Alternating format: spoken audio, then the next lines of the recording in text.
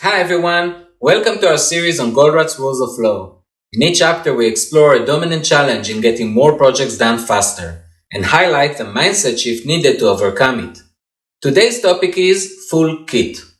Benjamin Franklin once said, by failing to prepare, you're preparing to fail. Imagine you're preparing dinner for a group of friends. Would you just walk into the kitchen and start cooking? Probably not.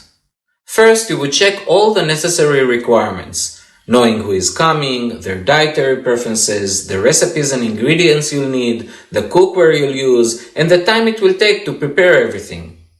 This is what is called full kit. Starting a job without a full kit will likely lead to multiple stoppages while waiting for missing items.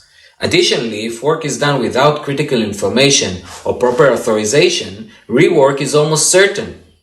It's especially important to have a full kit in place at integration points in the project flow, where multiple inputs come together. Ensuring a full kit is also essential in stages where mistakes are likely to cause rework, like at the outset of a project, during handoffs between teams working on the project, or when less experienced workers need guidance from an expert. If it is so important, why is it so common for work to begin without a full kit? Often it's due to pressure to start quickly or to show immediate progress. Another reason is the belief that assembling a full kit will take too long, leading us to rush ahead, convincing ourselves that the missing pieces will arrive in time. Sometimes work starts with an incomplete kit simply because we are unaware of what's missing, lacking the experience to know what should be in place. Working without a full kit often traps us in a vicious cycle. Sooner or later, something critical will be missing, or the work won't be done correctly, leading to delays and rework. This extends the project timelines, increases time pressure, and pushes us to move forward even when the work isn't fully ready. The reasons driving this cycle are strong. To break it, we need to enforce full kit discipline. We must create a system where work does not proceed without a full kit in place.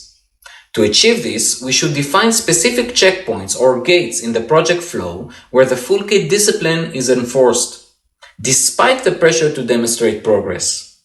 It's also crucial to assign experienced individuals, even though they are very busy, to determine the kits for each job.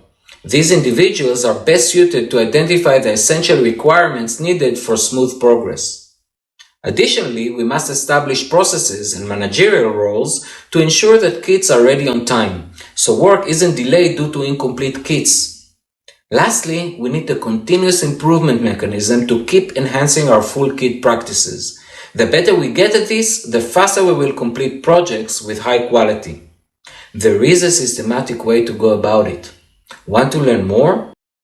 Start by reading Goldratt's Rules of Flow and join our TUC clubs and training sessions. And here's some exciting news. We'll soon publish the Advanced Guide to Goldratt's Rules of Flow. This implementation guidebook is packed with case studies and guidelines to help you implement meaningful changes in your operations. Stay tuned and thanks for watching.